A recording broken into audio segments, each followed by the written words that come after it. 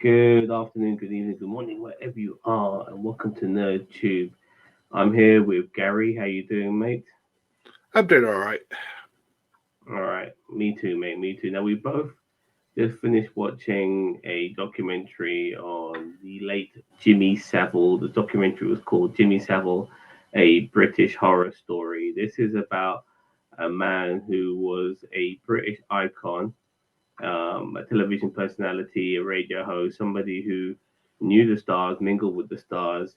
He became a household name, a national treasure in our country. But unfortunately, what was revealed about him ended up tarnishing his name to extreme levels that he was never going to come back from it, and he ended up being a disgrace to our nation. Jimmy Savile was found out to be a pedophile and a sexual molester and somebody who was extremely sleazy in the worst possible ways. Lots of revelations came out about him prior to his death, but most of it came out after his death. He was given a hero send off when he died, but once the revelations started to come out, everything about him was taken away in the sense that he had this amazing headstone on his grave that was taken away with the fear of vandalism as well. But it was the right thing to do, and he was stripped of everything. This man was given a knighthood. He was seen to be just one of the best things to come out of our country at the time. He did so much charity work, but it was all just a guise for what he truly wanted, which was to basically have power, influence, and molest young girls, underage girls, and he did that a lot over 40 years. Bossman, we've both seen this documentary. It's in two parts, and I'm very happy it is in two parts. Yeah, both episodes are reasonably long, about an hour, 20 minutes, an hour and a half, respectfully. The first episode kind of gives you just a biography of his life, really. We understand how he comes to fame, his popularity, all the things he did through his life. Whilst in the second episode, we start to uncover the bad things he's done and the rumor mill that starts spreading, and some of his later life as well when he became like a national treasure, so to speak, uh, just before his death, and obviously some of the stuff that was coming out about him before he died as well as after he died, and the fact that he almost felt like he was untouchable to a degree because he was spilling out truths of what he really was about, and people just played it off. But anyway, Bossman, I'm babbling too much here, mate. How did you find this two-part documentary? Uh, it was a difficult watch, um, for many many reasons. The thing is that I mean, I'm not gonna lie. I used to watch Jim Fix It because I think when it was on, I'm not sure when it ended. I think it was like mid-90s. It might have ended. So I was born in '82. So 94 to be more precise. '94. So Mm. by the time it ended, I was what 12. Yeah, I was 12 when it ended. So that's quite a portion of your life that this guy who was doing stuff for kids, get them to wrestle Big Daddy and get him to go and do different things. And the thing is that what was great about the show, and talk about Jim Fix It here, is that it kind of got kids to fulfill their dreams. That now we don't really have shows that do stuff like that. We do show it's like a Make a Wish thing or something like that. It's well if you're a really sick kid, but it's not if you're a normal kid, you don't get to do that. So the thing is, I used to watch this, and the thing is that I get I as I said, like he was more my dad's and my parents' generation because they grew up with the Top of the Pops and all this sort of stuff. So like as I said, when I was knowing him, he'd already been established as Jim, who was push, who did all this charitable work. They'd always show him doing the runs or doing stuff for hospitals and stuff like that. And that's the sort of image I had of him, was that he was this great philanthropist, humanitarian, who was doing all these great work. So that is the image in my head that I always had of him. Though he was a little bit eccentric. This as a fella, because he'd always talk about why because he was had the massive fame, had the massive profile, but you never heard about a wife he had or a girlfriend he had or a dalliance he had. And the thing is that, and I always thought it was just one of those things where he was maybe just like a lifelong bachelor sort of thing. He was one of those things where he was a player, wasn't he? yeah, exactly. That's what I thought. I thought it was just one of those things where that he hadn't found the right person. And again, as somebody who myself, I mean, as you may know, I turned 40 this year. It's something that I've had to reflect on. Is there something that I just haven't met the right person? But with him, it was not about that. It was the fact that, as it came out later, that he was using his fame because he could use it to get what he really wanted, which was in touch and in vulnerable places, situations with vulnerable people, namely young women, who weren't brave enough or strong enough to say, "Hey, I don't like that." Young And women, young girls, yeah. I mean, people because with the first, disabilities, it's unbelievable. I mean, the thing is that because the first bit of this is like him was basically establishing how he became to be so prominent that he started off being like this commentator, for this thing, that thing, the other, and like his reputation grew until like he became this sort of like mythical figure. Like he rated the first episode of Top of the Pops, and was actually the last And the last episode as well. presenter of Top of the Pops as well. So 42 years. yeah. So I mean, like I mean, the thing is that he was always in our consciousness. I mean, the thing is that I always thought of him as this sort of like figure. And the thing is that as we see this go on, I mean, I don't know what you thought, but as I said, like it kind of, I don't want to say it made me smile, but it kind of made me happy to see Jimmo fix it again. Nostalgic because yeah, as I said, I remember the stuff he did for kids, which was like making them meet their heroes, doing things that normally 9 times out of 10 they probably wouldn't get to do, driving the James Bond car and flaming meet Captain Kirk and doing doing all these things which I always thought, oh, it's great that he does this. I mean, like, because like he did it. I mean, was it that he said he did the show for 20 odd years? I mean, it's just like it's a shame that there is a show with somebody who's a little bit more savory doing it. You know what I mean? That we don't have a show like Jim'll Fix It that got rid of the stench of Jim'll Fix It while be doing the same sort of things it did of getting people to do stuff that they know would get them the point to do. Like get normal kids to like meet Captain America or something. I'm just trying to think off the top of my head. I know what you mean. It's a bit different now. I mean, but back then, it was like there's so many more avenues now to get to do things. You can. I see minor YouTubers having celebrities on their YouTube channel. I mean, it's a whole different ball game now. But back then, it's for somebody to meet William Shatner was like, a British person to meet William Shatner was unreal. You know what I mean? Yeah. It was massive. Just to quickly go back to his earlier life, he was initially a disc jockey who was like he kind of like went into television kind of naturally. What the documentary mentioned was that most people who worked on television, they had that sort of snobbery, the upper classiness. They were dressed in tuxedos and shit like that. That's how you presented yourself on television. Here comes this northerner, this guy from Leeds, working class man, a miner, so to speak. Always in the shell suit. Yeah, in the shell suit, going there with a cigar. Now then, and all that sort of shit. And I have to be honest with you, just listening to all of that,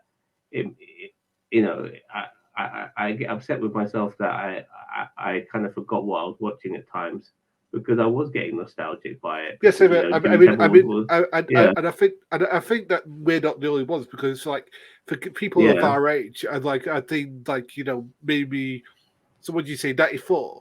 So people who probably Yeah, we were kids when and maybe like in that their was on. maybe like in their like maybe mid-30s onwards to our age, we all grew up watching him as Jim will fix it, and the thing is that it's going to bring back those memories as painful as those memories are now because we now know what he is.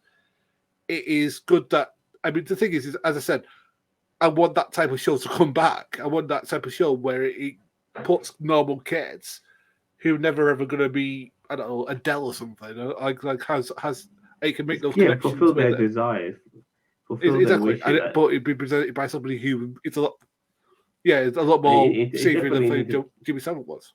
it definitely needs a 21st upgrade because I think some of the kids today are quite bratish and demanding and have a so the term escapes my mind, but like they've got some sort of complex about them that that they deserve everything they get, and they don't necessarily feel any gratitude for it. Entitlement complex, so to speak. That's the way I was Yeah. looking for words. But going back to his early days, like he was a massive television personality. Usually, people like him, they only end up being very popular, and very rarely do people know about them abroad. America's got a few of their sort of television personalities who are not really famous here. It's more the movie stars and the pop stars that kind of transcend countries. And same with Jimmy Savile, like he was really popular in the UK. But he at the same time he also knew all the stars. Like he was mingling with the Beatles. He was mingling with the Stones. You saw pictures of him with Elvis, for fuck's sake. It was It's like unbelievable. he started off as a DJ, and then he got himself, as I said, first one of the first presenters, the very first presenter of Top of the Pop. So through those connections, he got to mingle with like the very top of the rock and roll pop, whatever you want to call it, the music world. Yeah, he also had a look about him as well with the white, long, wavy hair and all of that. He really gave himself. He made himself stand out. He was a pop. He was like a pop icon without being a pop star. But he just made sure that he like the people adored him and they loved him. So when I just pulling this up now, but it did escape my mind. But the Stoke Mandeville Hospital, which was a hospital to do with Um, um, um, me, um, I thought we would talk about the school. What was it? Dunwich School. Or was it called? that came a little bit later. But I'm sorry. I thought that was first, and then Stanford well, Manville was later. he initially did Mandeville. I mean, they're both at the same time. They're Yeah, both. So Stoke Mandeville.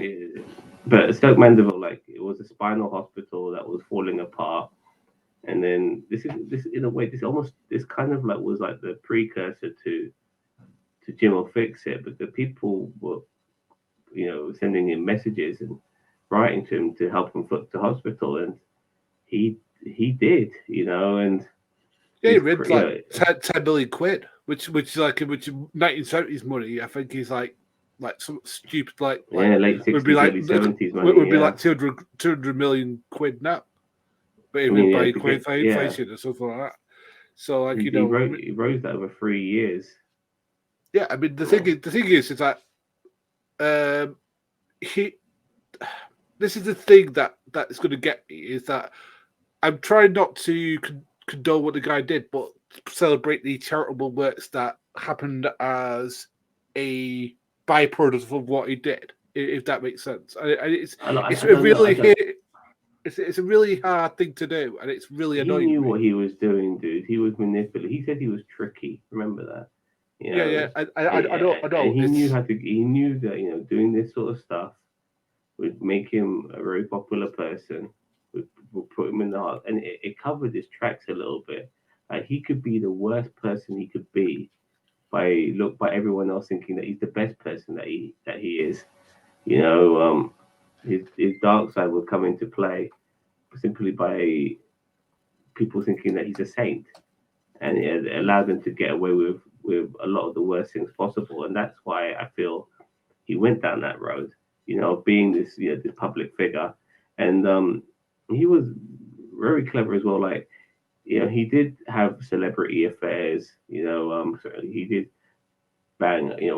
Even though he did to deal with the underage, he was also sleeping around with young models and people who were not underage, and then he would publicize that, so the press never really had anything on him. Well, And if he's a man sleeping around and whatever, then and he's not hiding it, but he's making it public, then he was covering his tracks for what he was really doing. He was kind of showing the press, look, this is what I do.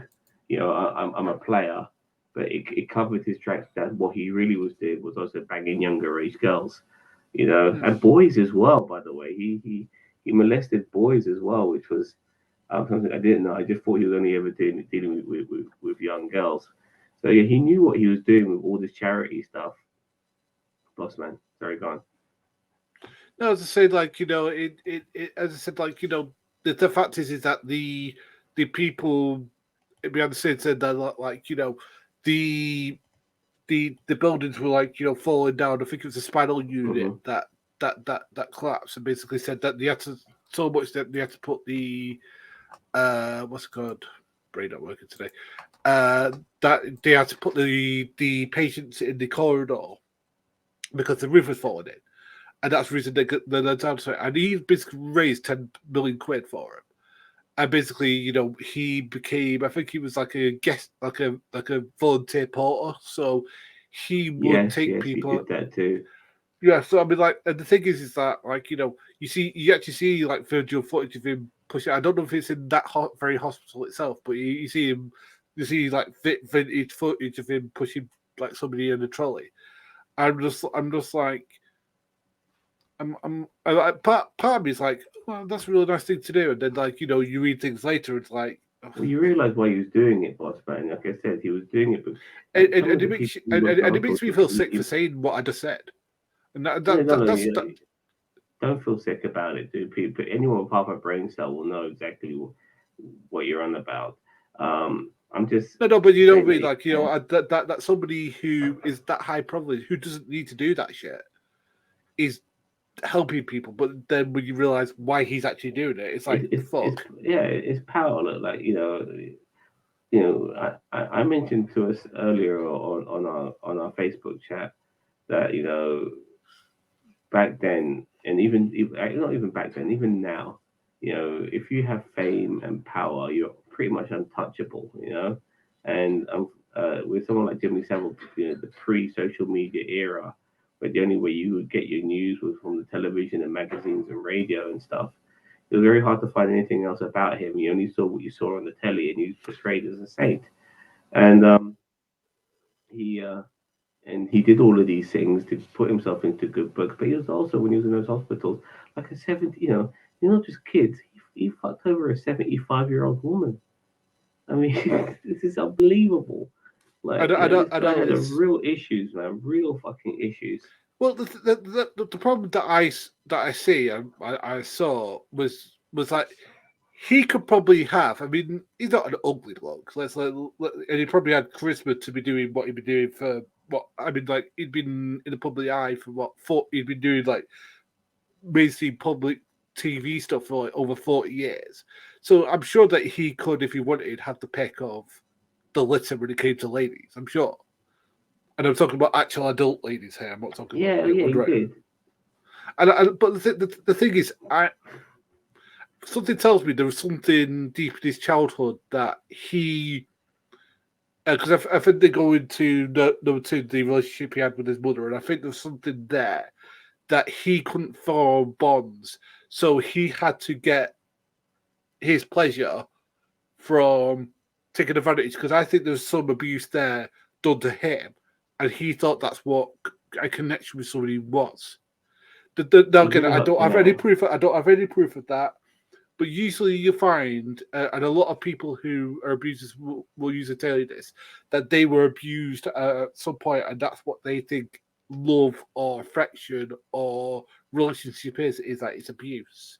You know what I mean? And again, I'm sort of saying, oh, you're misrepresenting Jerry Savil's mother. No, I'm just saying that there is the thing of it's a pattern. That's how they learn the abusive behavior that they do to others. Yeah, but he had he was even worse because he had fame and celebrity, money, influence. I mean, this guy was mingling with the royal family. He was mingling with the Prime Minister, Margaret Thatcher. You I mean, know, the thing that surprised me was that like when he passed away, that like there was this like stacks of letters that the royal family had been sending him, asking him for yeah, his input with different things. You know, yeah, asking. I think one of that them was shocked like me. one of them was what like how do you come across as being authentic to people? And literally, he had wrote them back with like a guide, which apparently they'd been using of how you come across as a decent. But I'm like thinking, I was like, the royal family who's supposed to be represented as got their way to behave towards the public from somebody who was abusing little kids. Well, That's something that's hard for me to stomach. You know what I mean? I guess his influence was I gotta use this word, was amazing because He networked. he well, yeah, I mean, like he got into the royal family, and they, like I said, as you said, they were writing to him asking for advice because the royal family have always been out of touch. You know, the way they speak, the way they sound, the way they dress, you know, how they approach them. They live in fucking castles and palaces. They are totally out of touch. So to have someone like Jimmy Savile, who was somebody from a working class background, who got himself into the limelight through his talent, so to speak, yeah, he was ideal for them. You know, he was very close with people like Prince Charles. And it's not surprising, you know, Andrew's come out the way he has. And Margaret Thatcher actually campaigned for him to get a knighthood. Yeah, You know, because he was also he would turn up at the school. I think it's Dunwich School. I think in which is in yeah, Surrey, let's which talk is down about south. that. Oh, sorry, wait, you do you want to go to that? Sorry. No, no, let's talk about that. Go on. I'm glad you brought it up. Let's talk about that. Because I think one of the journalists who exposed him said that his aunt or something was like running the school, and Yeah, she he was a, would like just a come yeah, she was a because this school was celebrity like lover. for troubled girls. So basically, girls who'd been done arson, girls who'd done Murder, uh even back the into murder. Like, and yeah. he would like get a couple of these girls and say, "All right, I'll have you." Sorry, I'm having to do his accent. Sorry. And apparently, he'd drive her off in his car, or he'd have this like camper van that he'd have, and he'd have his wicked way with them. And it's just like it's unbelievable that the no more questions like, dude, what you do with these little girls? What the frig are He, you do? Why do you want to take them away? Sort of thing. You know what I mean? he would turn up there all the bloody time. You know what I mean? That was the thing. Like he was going there religiously to find young girls, and it's it's uh it's crazy the way, like, you know, there's so many clips on like celebrities in the 70s around kids, and you can see how fucking bad it is. You know what I mean? Like they are openly sleazy and, you know, being very pedophilic towards these children in front of the camera. But people are so naive about it. They're just thinking he's being Well, really cool, or th- friendly or whatever. well, this guy would often say stuff that was obviously, you know, in hindsight, you're thinking this guy's. There's a psychological state. I don't know if you've heard of it called leaking, where people will leak things that they do, and they'll hide it in normal conversation. So, like, let's say, for example, I'm just talking to you like I am now, but I start saying like stuff like, you know, like I mean, I've done stuff in my past that I'm not proud of, but again, I don't leak that information to you. I directly tell you about it. But the thing is that when somebody's actually guilty of something really, really bad, they'll start leaking that information.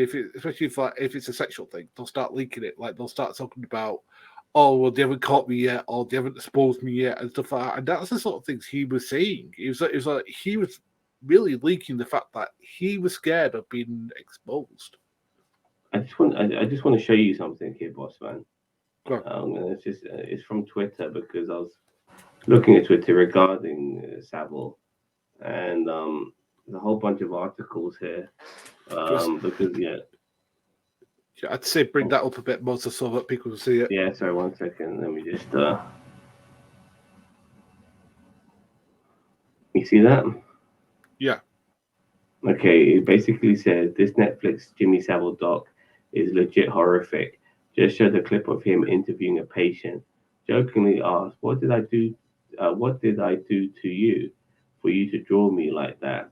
That child patient had drawn him like a fucking demon. The child literally responds, "Everything." It feels sick, you know. Yeah, I remember that bit, and I was just like, Um, "Oh my god." a lot of people, like I mentioned this, like Jimmy Savile as a national treasure always baffled me. Before we knew he was one of our most prolific pedophiles, he was still fucking annoying. The way he would never just answer a question. The way he wasn't funny but found himself hilarious.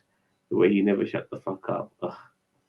The British narrative. Who could have known that Jimmy Savile was, in fact, a sex criminal? Savile for decades was looking directly into the camera. I'm a sex criminal. Committing sex crimes is my favorite thing to do. Gee, yeah, when he was doing all these joggings and runnings and wrestling and stuff, a really smart journalist said to him, "Are you doing all of this to punish yourself?" And Savile responded, "No, it's because if I was going to punish myself, it's because of young ladies." And he kind of let the cat out of the bag a little bit. Yeah. I remember when that part comes up. Well, I mean, the thing is, as I said, he was leaking it all the time. That he was leaking what he really was, and the Especially thing when he is, was really old. Especially when he was really old. When he was on the ice yeah, watching I YouTube think the and metal stuff. sacrifices were because again, like because as he goes on during this, he goes to Broadmoor, which for those who don't live in Britain is a psychological prison. It deals with a lot. There's a prison part of it which deals with your normal these murder and stuff like that, but it has a psychological part to it. It has like a mental wing which deals with your more troubled people, and he becomes like a guest custodian there. So he goes into there, and the thing is that one of the things he says is actually debunking this idea that mental health is a bad thing because he talks about the criminal act when one is mentally ill because he says that there's two types of criminals. There's criminals who are aware of what they do, and then there's criminals who are going through some mental troubles and they need some more they need treatment and stuff like that. And it's like that part of the documentary kind of made me go, oh, that's a rather progressive attitude, especially for back then, of seeing these people as actual patients and sick and needed treatment. But then there's this other part where this journalist talks about the fact that she was talking to these two twins who set these buses on fire in London.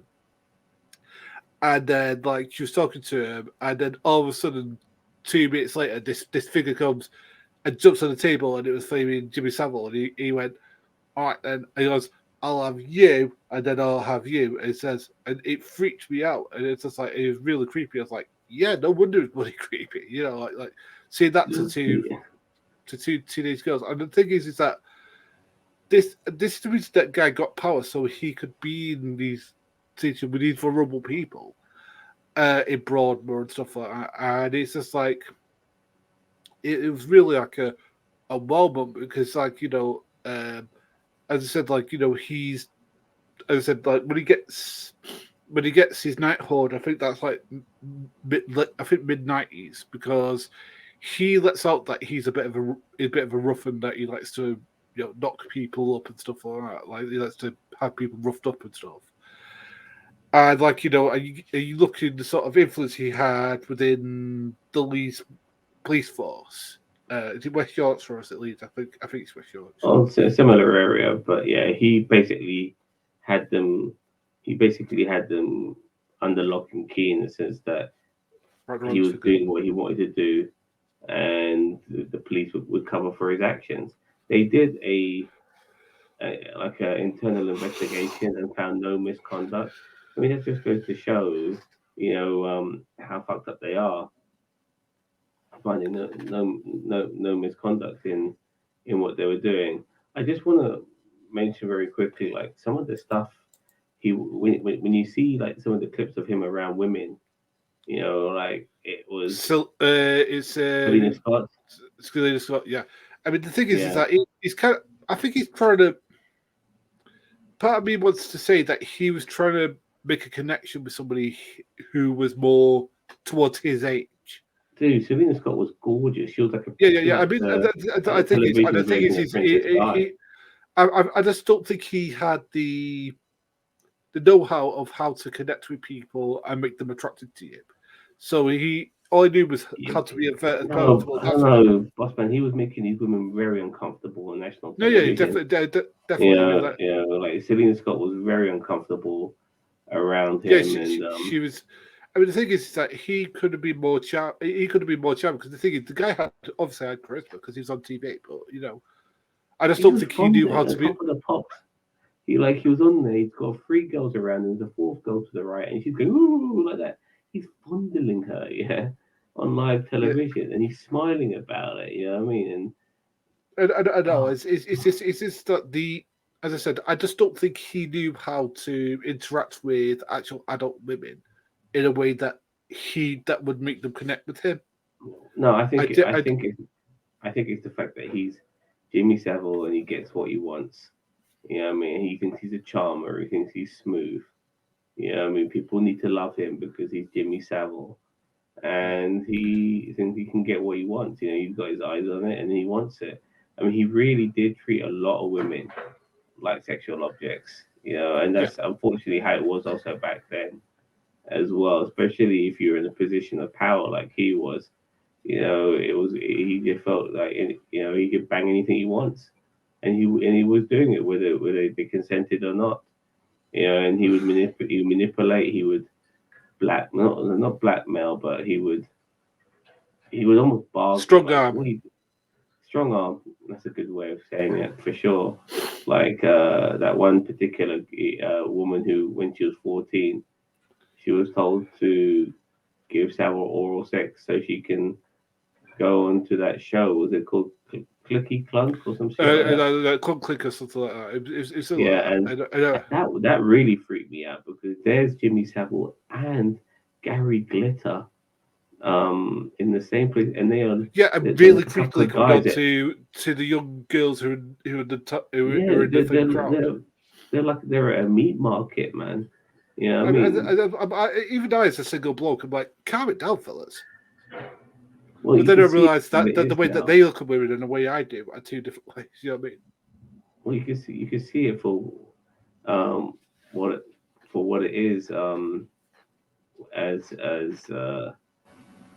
as we are more aware of what's going on. I want to quickly talk about Jim will fix it as well. Like this is one of the things that really cemented him as one of the biggest celebrities in the UK. That's and also like a household name. I mean, again, 20 million viewers, dude. I mean, 20 I think million. that they worked out something like he gave out something like 280 of those flaming medals the 20 years that he did that show. Yeah, they're worth a lot of money on eBay and stuff, even after the scandal. They're Yeah, worth because a like lot of we can see money. we can tie to an actual thing. Like there's very famous ones where somebody had their lunch on a roller coaster and all that stuff. I mean, it was an epic show. I mean, don't get me wrong. I mean, 20 like years, 22 years. yeah, bloody It went hell. on. I mean, Yeah. and the thing is that as I said, like he, as I said, when he stopped doing that show, because I think he more or less retired after that. As I said, you only did like your odd spot Well, performances here and there. he was starting to age up a bit as well. Then, I mean, Uh, he was 84 when he died in 2011. So by so that then would he be was in what, '94. like He would have been what 66, 60 odd. 66.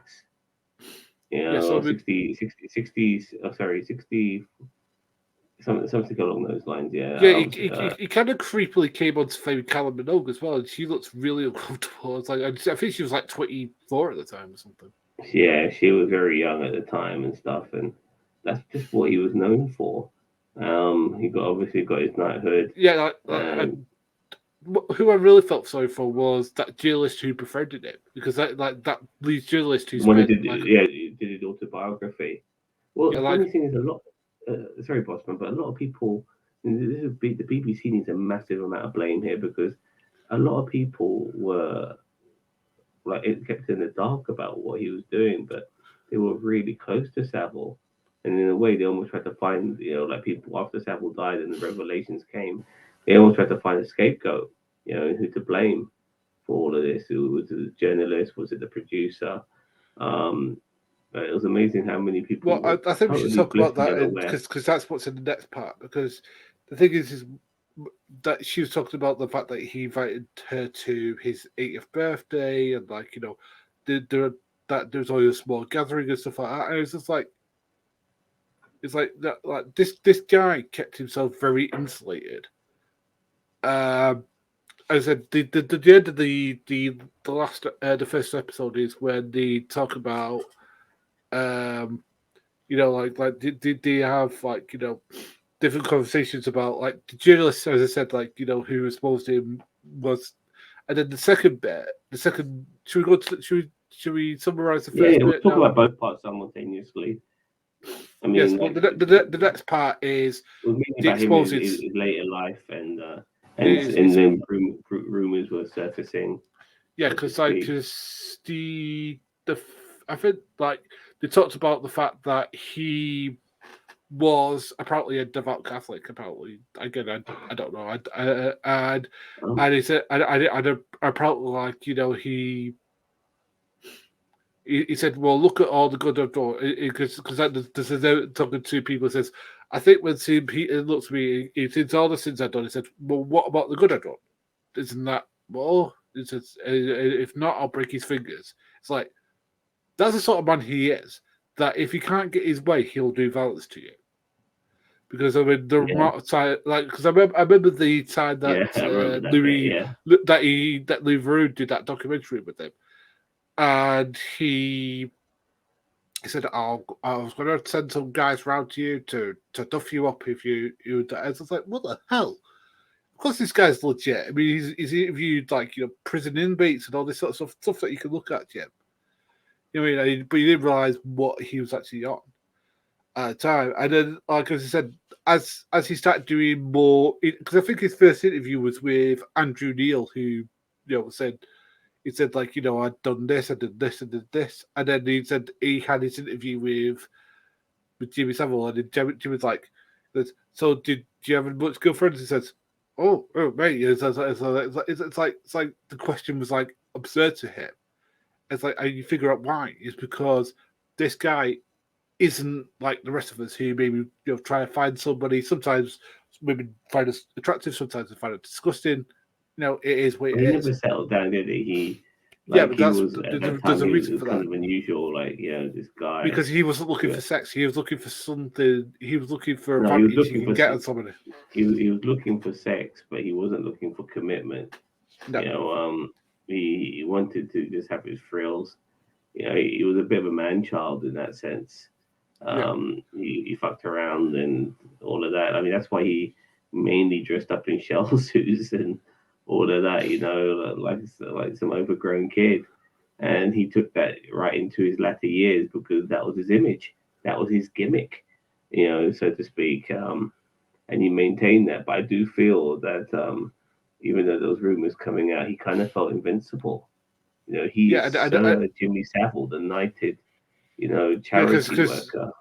because he was literally like saying although I've got a case coming up Tuesday or something like that, and No, like next Thursday, next always next Thursday or something, Thursday. and he After kept on many saying it's times like he a said mantra. that. And Yeah, like, yeah. it's very bizarre stuff. And then what was it now?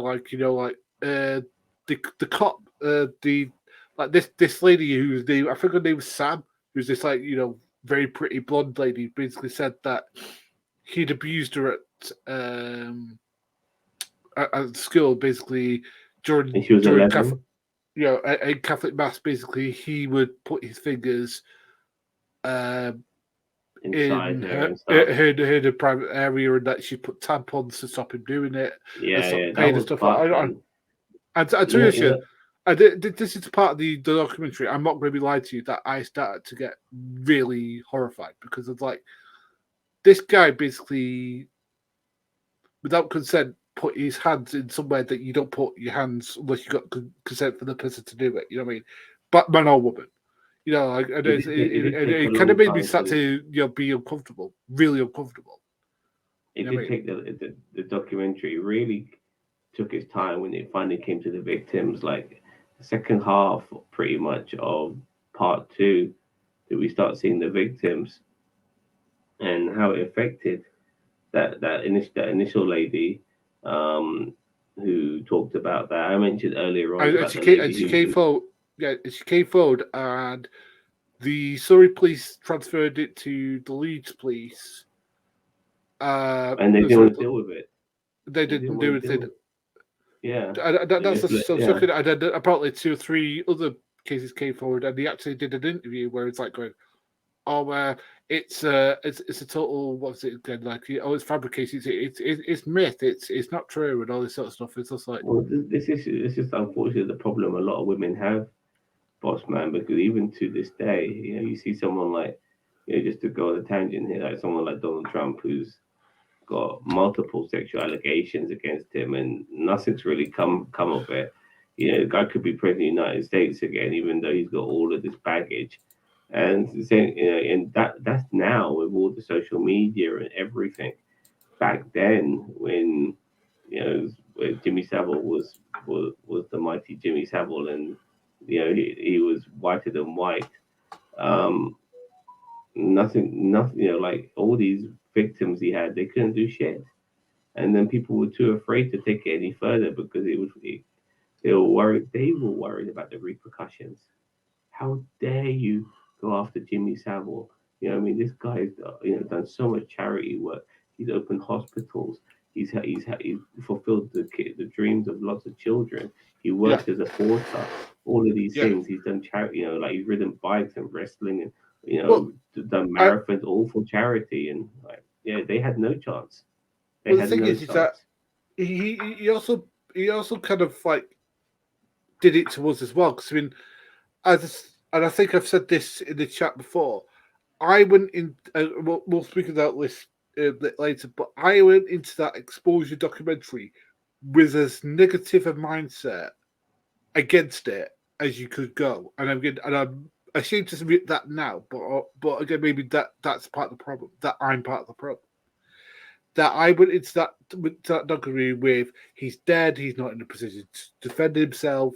You know, you know, why didn't these things come out? And again, this is the mindset I went into that documentary with that exposing documentary with, which was, the poor guy can't defend himself. This seems like a bit after the fact. Why we're doing this now. These are things that I'm legitimately saying. But I actually watched that documentary because I want to say, do you know what? I'm going to go into it, even with my name down set, and listen to what these people have to say.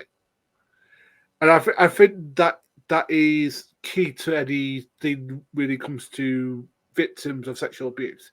Is that sometimes you do have the preconditioning that our society breeds into people of our gender, but to everybody that we're not going to believe. But you've got to be open to listening, even if it's difficult to listen because maybe you have positive thoughts about the person involved or you have a perception of them, but sometimes that perception isn't reality, and that's unfortunate. I think the phrase. Sorry, go on. Please continue. I was going to say, and I think the thing is that he spent years, decades, in conditioning me. I mean, this is before I even knew about him. That he wasn't that sort of guy, and Me that's what. too. And I think that was a psychological trick he played on all of us, on the nation. That he would to build up this wall that people can get past. And I think that this is what a lot of female victims go against, is that they don't feel that they're going to be listened to or believed. And because I want to end He that was an cycle icon, of, especially against him. but again, the thing is that because I was willing to listen and because I was willing to watch that documentary, that showed, at least to me, that I'm willing to break that sort of cycle. That again, I am willing to believe her or them. Well, for me, Bossman, I already knew that he was a scumbag before I watched the documentary. Well, You know what I mean? I thought, as I said before, I thought it was eccentric. I thought he was just somebody who just didn't find the right person for him. Hey, it happens to some of us. It happens to some of us in life that we just don't happen to stumble across the right person for us. Sometimes it can happen, and I just thought that had happened for him. I just kind of forgotten a little bit about how Go on. much there was until this documentary kind of reminded me. You know that phrase, "Never meet your heroes." I swear it began with Jimmy Savile. You know, I do feel it began with him because he was a hero to so many kids. Imagine the shock those kids must have had when they met him, you know, in person alone. You know, it would probably be one of the worst experiences of their lives. Well, yeah, I And mean, yeah, you look up to this, this guy, you think, oh, he's great, he's doing this, that, and the other, and then he takes sexual advantage of you in a vulnerable state where you're not ready for that type of relationship, nor have you consented to it. It's got to be horrific because you're thinking, I want to please. I think, especially if you a female fan of his and you want to please him, no, God forbid he takes advantage of that, and that's the most sickening part of this. That's the part that really upsets me is that fact that he took advantage of people's fandom of him, of his singing, to get them into a vulnerable state with him, to the point that they wanted to please him in any way possible and made them have sex with him. yeah, I mean, but he was doing that for years. I mean, with decades, unfortunately. You know, it became second nature to him, and he had the police covering for him. He had the BBC covering for him.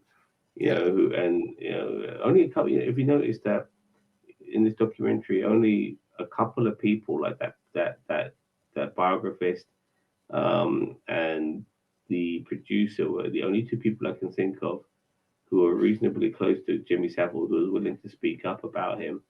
Everybody else was investigators or people who had No, been that abused that by that him. that other journalist who wrote his autobiography said, Yeah, that's what I'm you saying. know, Yeah, the one who yeah, the one who did his autobiography and the and the producer of Jimmy Will Fix It. and also They were the doing lady who did well, who ran the Stoke hospital. Stoke Hospital, yeah, because Stoke Mandeville, yeah. yeah, Um, because that lady was like going, oh, he yeah, does but so even much good, and you can yeah, tell there's a little bit of denial there. but I think I she's, could understand.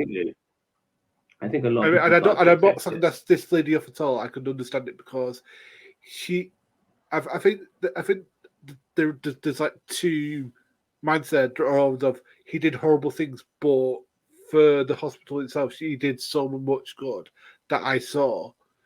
I mean, because the thing is that like because again, that journalist is basically is like pulling on a what's it on a string, like trying to get this thing on and gets all this information. And he gets Sam, that lady Sam, then he gets another one, then he gets another one, and um, the um, I said it was one of those things where he sits down to an interview and then all of a sudden when he passes away, I think it was like literally 2 weeks later they had all the information, the BBC were ready to go for it, and they said we can't do it. Yeah, He it was 10 months later until it really got revealed. But yeah, yeah, but because those the the funeral. tributes.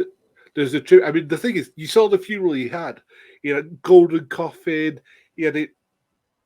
Was it the streets of Leeds or York, or wherever it was, Yeah, somewhere the streets in of Leeds. Yorkshire? Yeah, Yeah, in Yorkshire. basically, Leeds is in I Yorkshire. had people lining the streets, and then he had like a massive funeral. He had people like he had something written. It says that well, that was all right then, wasn't it? Was the end of his thing, was on his tombstone, and then literally 10 months later, the documentary comes out. And as I I said, just want sorry, mate. no, Uh, I just want to quickly say, like just before he died, there were a lot of rumors. Like, it started to circulate, because that's when the internet started to come into play. Yeah. And people were going onto chat forums and talking about him, saying he was a sleaze bag, he was disgusting and stuff. There was that Friends reunited, and all I had no idea about that side, but they were getting together, and they were starting to ask him questions, so much so that he did actually end up being questioned by the police.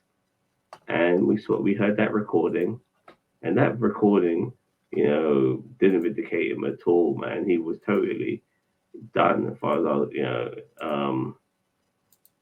No, it was he totally was totally petulant. done as far as I was concerned. It was totally petulant. It was totally in their face. I mean, it was totally not answering any question they asked him. Well, he basically saying that the reason why they're making these accusations is they want money from me.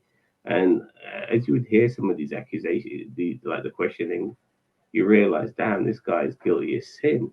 Like some of the things he's saying doesn't really make any sense. When they said to him, like, this girl said that she gave you a blowjob, is that right? It was like, oh, she's only making this up because she wants attention and she wants money. It's just like, no, she said it because she's accusing you, dude. Yeah. And if you get if you get several accusations against you, then you're very likely to be guilty. Something. Yeah, because I try to explain that to a lot of naive men who defend, once again, people like Donald Trump, saying that it's all bullshit, it's all fake news. If you have one accusation against you, you might not be guilty. Two, it's time to get there. Three, then you're definitely guilty, because you can't have three separate accusations from different women. And the thing that really got me was because as I said, when I watched the documentary, as I said before, I went into it with as negative a mindset as you can get, because I went into it, the guy's dead, he can't defend himself, no one can defend himself from beyond the grave, I mean, whatever happens. I didn't go into that mindset, boss. No, but I'm talking about the mindset I went into it for. Yeah, and the thing is that when I listened to one story, I was like, yeah, that's not true. As the second story, it's like, these two are kind of the same, or similar enough that this is a pattern. And the third one came on, it's a similar pattern. Fourth came on, similar pattern. I'm thinking, God, this guy has a very much a pattern of behavior. And that's what made me believe, or either these women were clubbing to put this guy into the worst human being or this actually happened. And the more it came out, the more it looked legit. Well, once again, you don't, women don't make these accusations up. No. I'm about to say the do. No, what I'm saying is that like, certain things have to stick. And they all met Savil at a period of time. It was more legitimate than it was ever not going to be. And unfortunately, those cases went nowhere whilst he was alive. Yes, they were brought up, but then they didn't continue with it. I think the Leeds police just brushed it aside and didn't want, or certain people were still too afraid to speak up against him, because he was a living legend, even though rumors were coming out and he was kind of like saying stupid things as an old man. I know, he didn't like it. Yeah. The most powerful thing that happened in the documentary is that Esther Ranson, who has been behind Childline for Youngs, I think she's like longer than, I think it's like a good 10 years before, or 20 years before this. Basically said that he was eccentric, he was like, a legend, blah, blah, blah. And then they played her, the audio from the interviews, and basically she started crying and said, we built him up to be a legend and we let him get away with it. And to see her emotionally traumatized by this kind of made me angry at him. Because again, and it made me angry at myself, the fact that, the thing is that, that I had built this guy up to be a legend in my head. That I felt like an idiot. I felt like I'd been fooled by this. Don't feel like that. I mean, you pulled the wool over everybody's eyes. Well, the thing is that I'm going to tell you how I feel now. Is that I still feel a little bit guilty that I helped protect this guy from the justice he deserved while he's alive. Because the thing is that these women deserve to be No, not only believed but listened no, the to. BBC And and the again, fucking police, our own police, protected this guy. Remember that accusations came out, several of them, and they didn't want to deal with it. You know, he had the cops wrapped around his finger. He was the BBC golden dad, he was the golden boy. Then he became the golden granddad, the national treasure. You know, they didn't want any scandal. You know, they're the ones who um who let us down, and we were yeah, only fed information that we were fed, boss man. It's only now do we know better, and yeah. we don't let But our love for this man, you basically, cloud our judgment of who he is. He was a terrible human being who used his fame and his popularity to fuck young girls, underage girls, yeah, rape because them, I could, rape them. yeah, because when everything come out and then did basically in matter of what days things start to fall apart. His his plaque of when he was born was removed. And loads of things that were honoring that, street name was taken down. Honorary Hmm. doctorates he got was removed and stuff like that, and his Is what headstone has was removed removed. it? I I mean, can't remember that. the thing that I hate the most, and I know you're probably going to disagree with me, was that the fact that the poor guy who was the producer of Jim Will Fix It was questioned, saying, "How come you didn't know this? And how I, come? I, I I don't How, disagree with you. I think I that was got a that. horrible Yeah. thing to do. This guy had nothing to do with it. The thing is that that predators are very good at covering their behavior with people that can stop them. Because the thing is that that there's no way that the producer of Double Fix It would have suspected for a microsecond that this was happening. If he did it, he would have stopped it. I mean, I'm willing to put all my money in the world and say that probably would that's the truth. And I didn't like the fact that Well, he was they were asked. looking for someone to blame. Like after Savile died, they wanted to blame somebody for it. Savile, unfortunately, he got away with it. He got away with it, and it's really sad. At least he's been exposed to the world, and he will never be championed again. But whilst he was alive, no justice was served. So, unfortunately, you got dickheads like Philip Schofield and that blonde girl trying to, find somebody else. Like they're acting like they're in a courtroom, trying to, put this person Because into jail. they actually interview that guy for this documentary, the producer, and he's like, and you can still tell that it really bothers him. Of course, it does. I mean, Because he might have been when aided in. when you work with Yeah, somebody for what was it, 22 years, you just said, and you think you know them, and then things come out about them that are totally horrific, you're gonna think, why didn't I see it? Why didn't I notice? yeah. And just for the record, here, he was a producer between 1972 to 1994, 22 years. He was the producer of Jim Will Fix It. And the revelations came out about Savile in the early 2000s. He wasn't working with Savile then. So I think people need to understand these things. It's not like these revelations came out on his watch. They didn't. They came out a lot later, and then he was probably finding out about it themselves. And it is amazing. It is amazing that there are people, around us who, when you find out about them, it shocks you because you thought, wow, I didn't know this person was like that. And these are people we know, So Yeah, I mean, people we people. It's amazing how people can surprise you. So don't.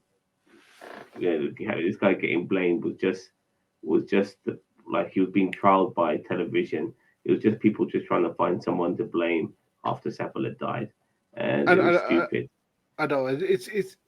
Well, I think the good thing that came out, and I know that I shouldn't use the word good, but I'm using good in a good. is that these people are now being listened to. These women's stories are now being Well, told. They're now being let's believed. talk about that woman, the blonde lady. Samantha. Like it's a man for like her. Her life is ruined. Like she had to she. I mean, she had to keep this away from her. She never let her husband know what happened until she went on that on this morning or wherever that show was to speak to them about what had happened, so she could like let those grievances off her chest, so to speak. Like Savile ruined her life. You know, Savile ruined her childhood. You gotta be. You're supposed to be this young innocent girl who is who she shouldn't have anything happen to her the way Savile did what he did to her. You know, it's terrible, and you could see how distraught she was. She was broken. She was a broken person, and I Yeah, really feel you can sorry tell. for. Yeah, because you can tell by her face and the way she was saying things that it still haunts her. That it Of still course, it is does. something that the trauma keeps her. Because the way she was speaking about it, you tell that the trauma was coming back in a way.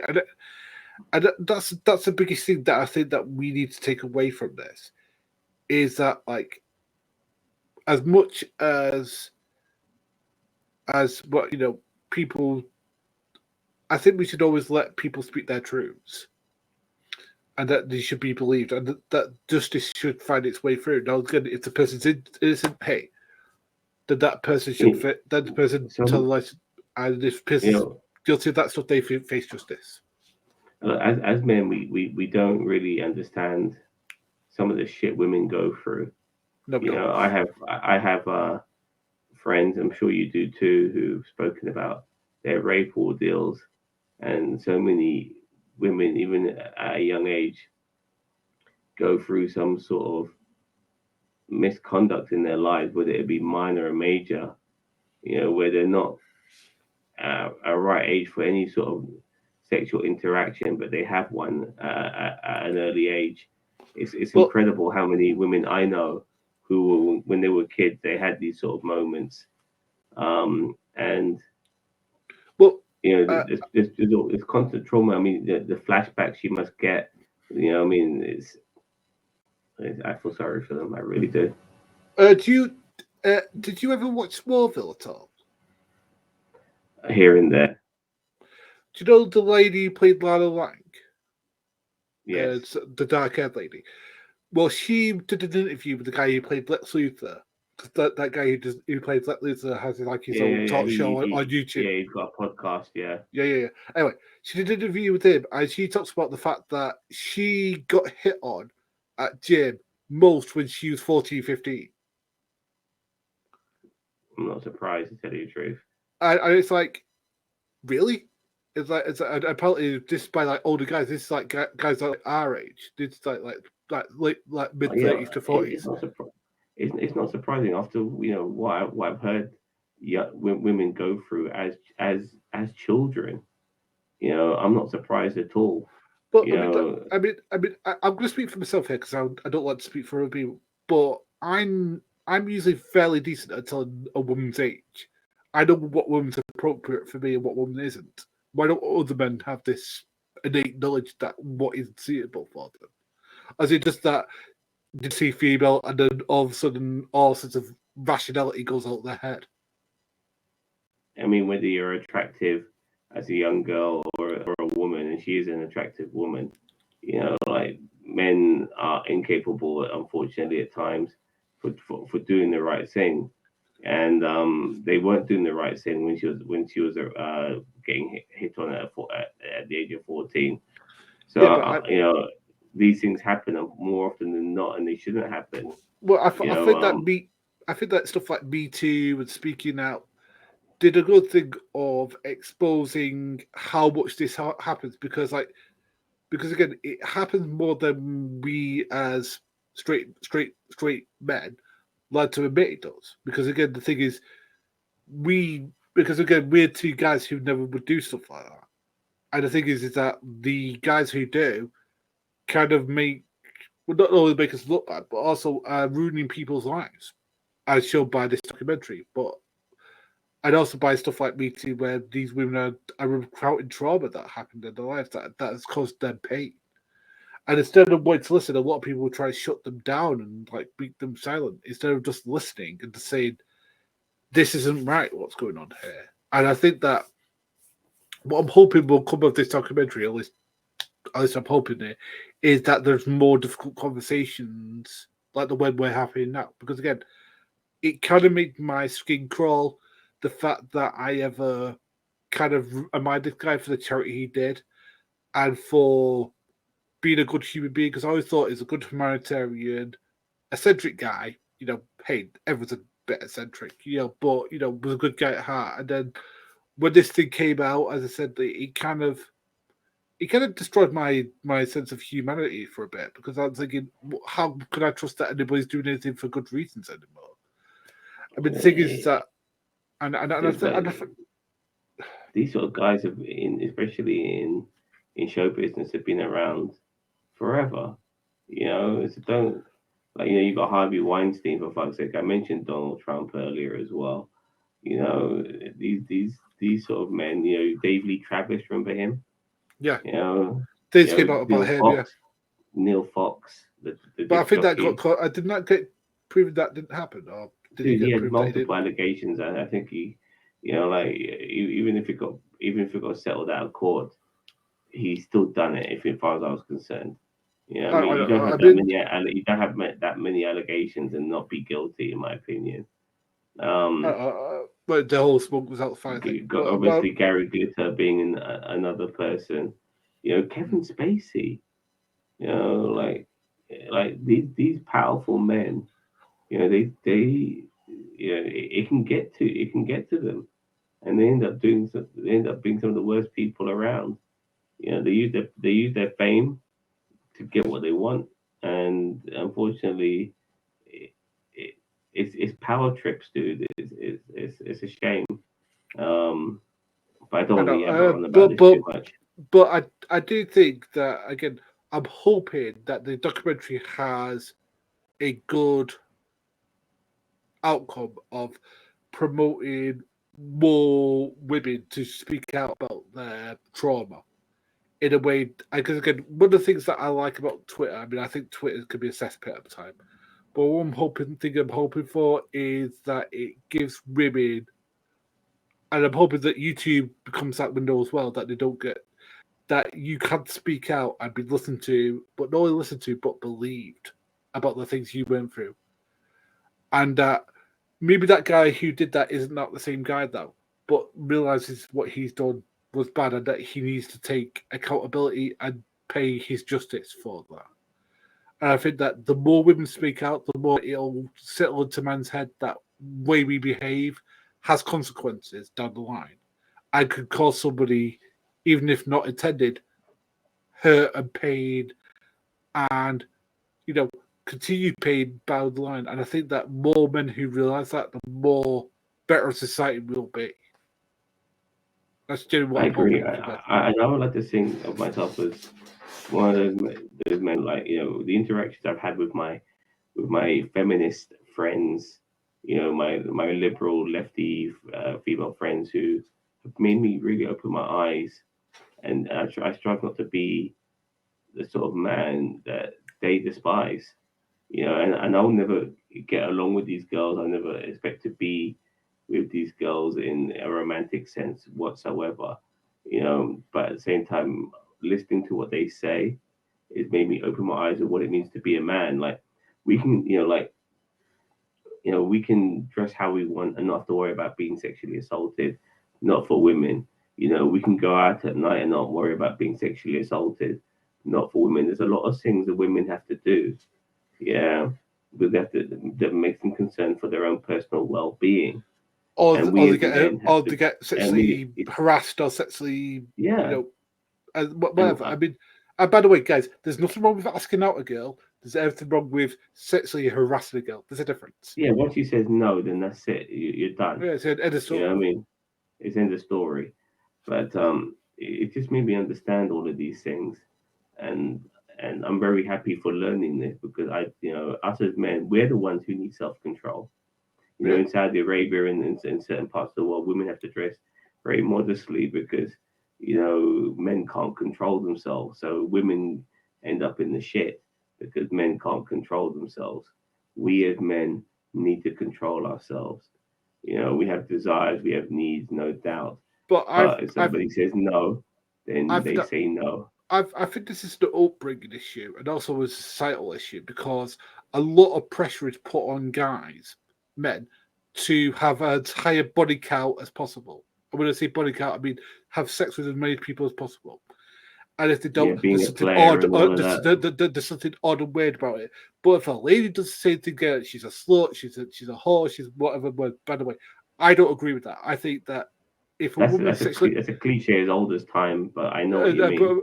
but again, me personally, I think if a woman's sexually active and she's all right with that, that's okay. If a guy who does that, as long as you're consensual and you're communicative about that, that goes for your man, that goes for your woman, that goes if you're not binary.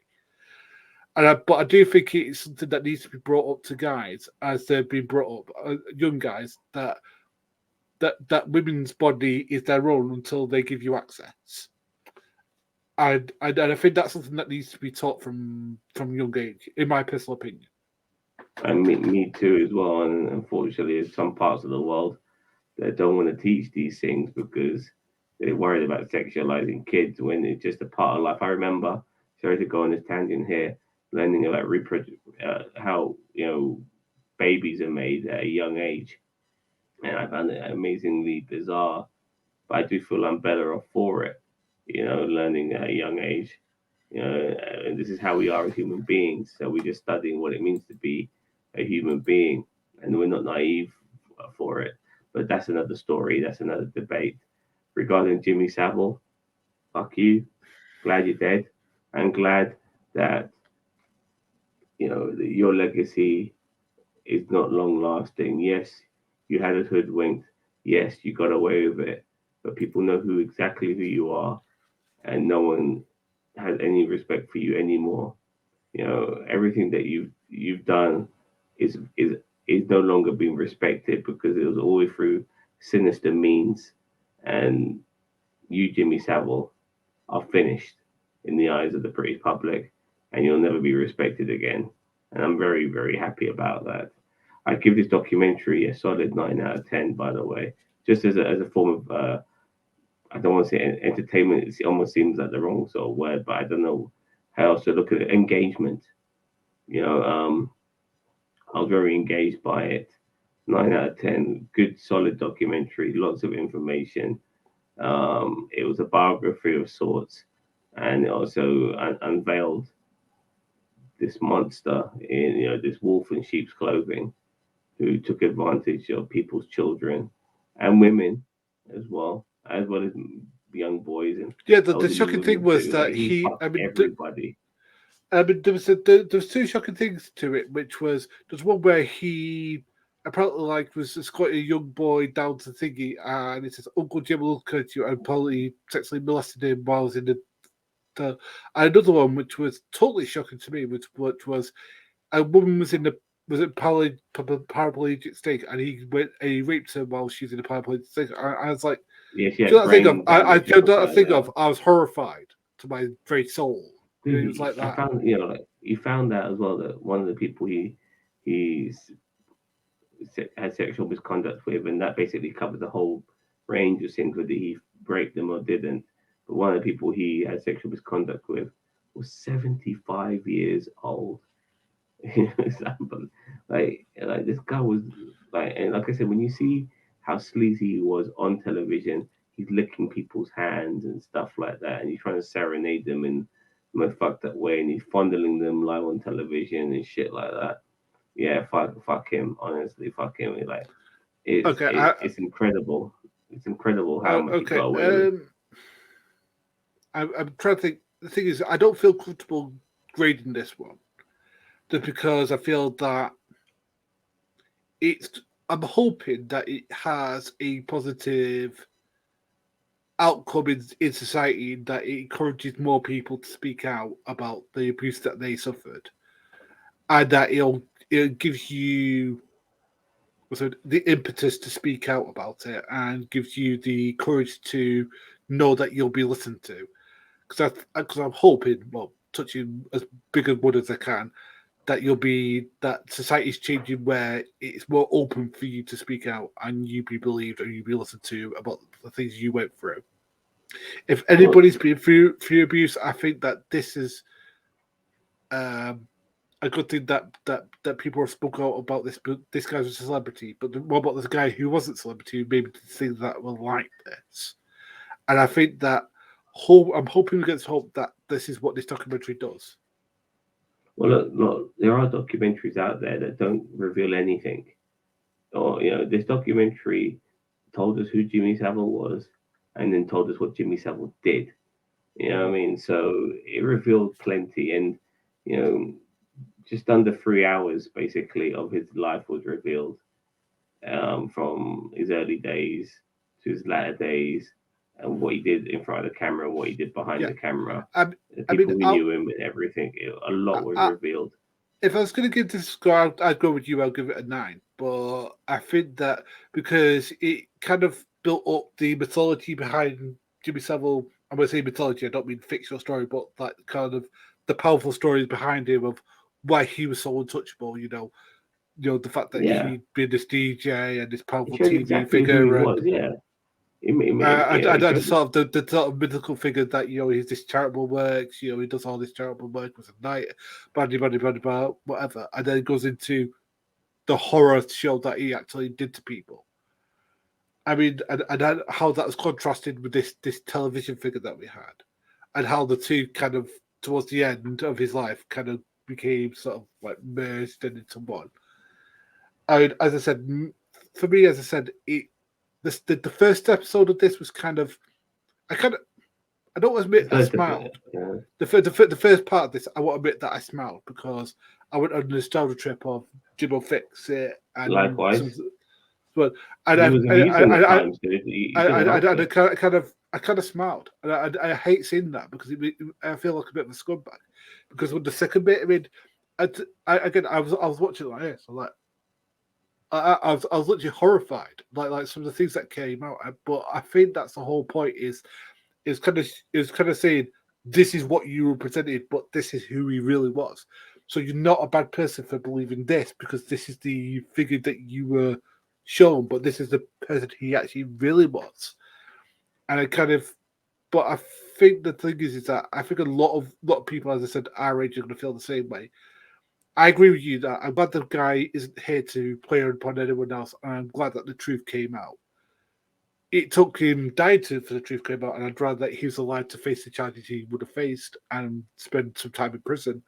But unfortunately, that didn't happen. But it is amazing, Bossman. Sorry. It is amazing that how within 5 years of him dying, like the revelations came out, and from hero he became villain.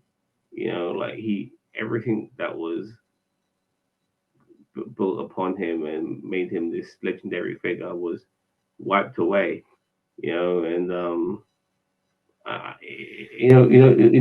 of the people said that Savile was never going to change to get him, convicted. The world had to change.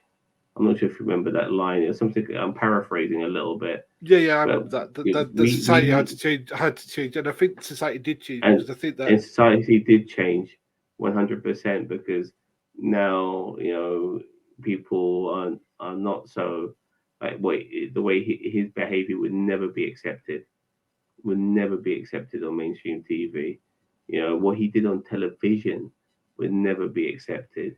Like women were very easily fucked over, so to speak, because they were, everything was run by men. It was, women just had to, were lucky just to get any line of work on television, and and Jimmy Savile took advantage of that. They would never accept what he did today. I'm very happy that society changed, but yeah, and we make. Well, I think we've. Sorry, go on. I was just going to say, I found the documentary a hard watch, but I think that's to its benefit that it's a hard watch because it kind of makes you question, like, where do you, as a straight man, where do your own ethics go, and do they need adjusting? Because I'm always in the mode of trying to learn something new, trying to be a better person, trying to be a better man, as it were. But the thing is, I'm not always perfect with that. I always make mistakes when it comes to the fairer sex, because Bossman, I am no saint. As a man myself, when I was younger, I look back at some of the decisions I made. I was quite possessive, and all of that. yeah, And I'm very happy I'm no longer that guy anymore. And it also yeah, takes the fact, like I said, with some of the female friends that I've made over the years, you know, listening to them and understanding from their perspective how uncomfortable they feel regarding some of the advances men have made on them in various ways. And I'm mm, thinking to myself, damn, at times I've been like that. I've yeah. Same been here. like that. Same here. I don't want to be that guy anymore. I No, don't like making women uncomfortable. I'm a cab no, do driver, I? dude. I'm a 5-star cab driver. And whenever I get women in my car all the fucking time, and I strive to make sure that they have a comfortable ride where they're not feeling um, uncomfortable by my presence. You Yeah, know, because but I mean, I'm going to tell. I'm going to tell a quick story. This is something that happened pretty recently, but like last month. I was out for mine and a mate's birthday, and like the thing is, I'm dyspraxic, so I have to look at people, otherwise I'm going to bump into them. And this woman who had glasses on, I passed and I had to look at her to make sure I wasn't going to barge into her. No, she wasn't that far away. She wasn't that close to me, but she wasn't that far away from me. So she was reasonable distance. And I could tell her that she went like that. I mean, that's something that made her uncomfortable. That I moved past them, past all of them, and I stood there because I wanted to keep an eye on my friends, but also keep an eye on the female friends who were with them, the kind of friends of my friends, kind of thing. Anyway, this guy put his hands on me, saying, "You creeping my friends out." I'm like, "I won't do now." But the more I realised that, again, I had inadvertently made that woman feel comfortable by no malice of forethought, but she felt uncomfortable because I'm having to manage my disability. Now, I could have said to that guy, "Look, I'm having to manage my disability." I wasn't looking at her that way. I was just trying to make sure that I didn't bump into her, which is reasonable, I think. But the thing is, I didn't communicate enough, and I got into this petulant man mindset of, I didn't do anything wrong. But the thing is, you can not mean to do something wrong, but still do something wrong, if that makes sense. And I think that's something that I, as a straight man, still have to learn. If that makes sense. yeah, I guess it does. Um, I don't have your medical condition. So I guess it's something that only you can really understand more than I can. But as men, both of us as men, we do know.